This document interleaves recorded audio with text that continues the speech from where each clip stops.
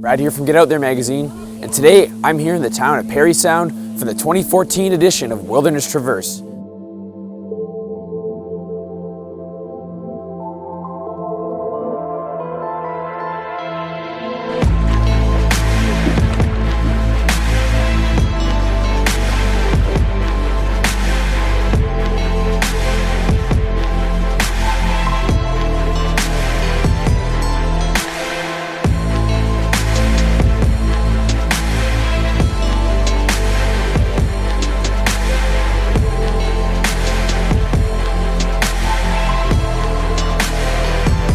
This is a 24 to 30 hour adventure race that'll see teams competing in canoeing, mountain biking, trekking, and orienteering through the rugged Canadian Shield landscape.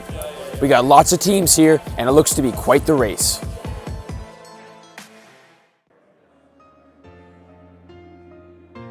Wilderness Traverse 2014, the planning starts a year out at least. We start looking at maps and trying to figure out where we're going to go. It's pretty difficult to set a course where you're looking to hit a certain time target and certain distances for the different disciplines they're going to be participating in, of canoeing, mountain biking, and trekking across the wilderness landscape of the Canadian Shield here off Georgian Bay.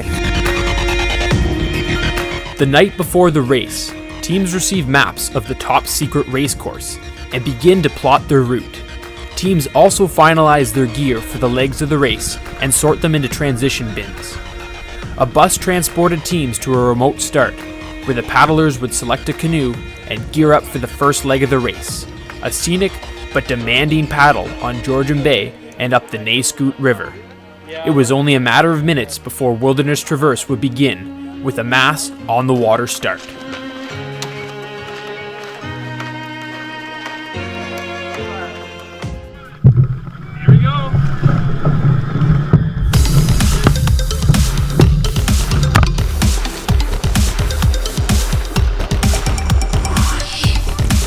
Started things out trying to make them find a checkpoint on one of these small islands, which is no mean feat if you've ever navigated in Georgian Bay, especially amongst the islands over here.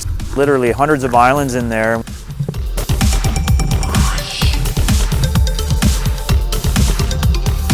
From there they headed north into the Nayscoot River, which takes them through the Shawanaga First Nations. The river is a beautiful channel that leads up around 6 Mile Lake. So they were fighting the current a little bit.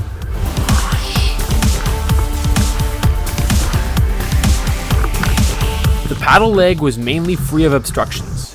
The odd beaver dam or rapid presented a small challenge to racers, and a rough 100-meter portage saw teams scramble across the shield to avoid an impressive waterfall.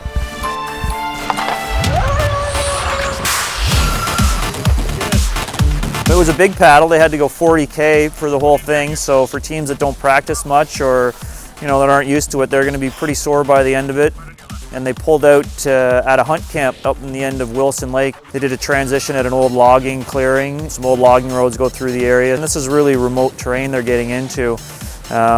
So the next discipline was going to be trekking, and they're heading from the west to the east, going across really just a vast wilderness. They were going 30 kilometers across this trek, and for 20 of those kilometers they were going to be off trail, completely in the forest, relying on their map and compass to try and figure out where they were and where they were trying to go. So it's a really big challenge. It's probably the most difficult thing they do in the race, is navigating this stretch, but also getting each other through it, because it's teams of 3 or 4 and they need to get through it together in order to rank at the end of the race. And you never know when someone's going to be hurting or struggling and the other teammates have to help out. So there was a lot of that going on through that trek, and it was a pretty hot day.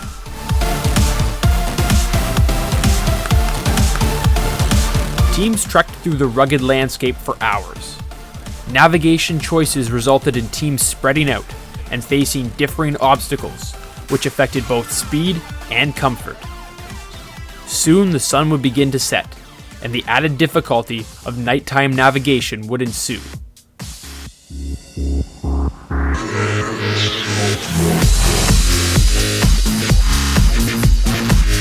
For many, this meant biking in the dark.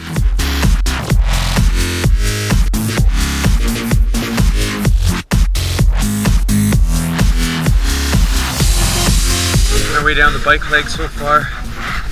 It's going good. Bullfrog singing behind us here.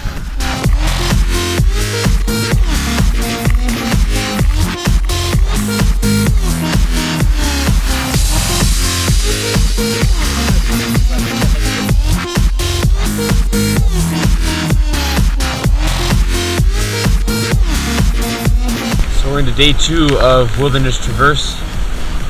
See, we're in the morning now, but it's been raining non-stop all through the night, and the trails for the biking section have been absolutely brutal. We have 3 major bike technicality faults right now, and it's really slowing our progress. A lot of the guys are actually walking their bikes right now just because it's so slow. We've got some really muddy conditions. The rocks are very slippery, and that rain keeps driving in our face, making visibility next to nothing right now. The rain started probably around 5-6 o'clock at night, and at times it was incredibly heavy. We got up to like 60 millimeters of rain in a span of about 4 or 5 hours, so it really deteriorated this leg of the course. This really obviously pushed teams harder than they would have expected, and I would have expected. We never anticipate on getting that much rain.